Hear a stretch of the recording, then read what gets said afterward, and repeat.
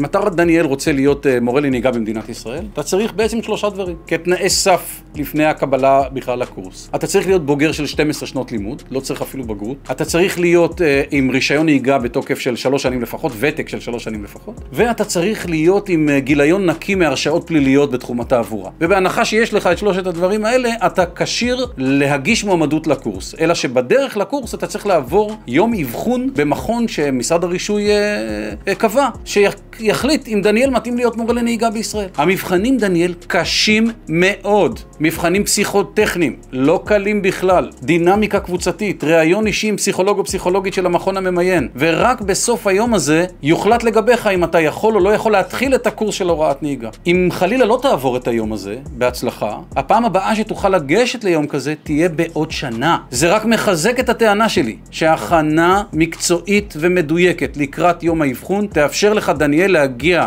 ליום האבחון ולתת את דניאל בגרסתו המוצלחת ביותר, הטובה ביותר. אתה תתנסה במבחנים, אתה תדע איזה שאלות אולי כנראה ישאלו אותך, אתה תדע לתת להם תשובות מניחות את הדעת, וזה יגדיל את הסיכויים שלך לעבור את היום הזה בהצלחה.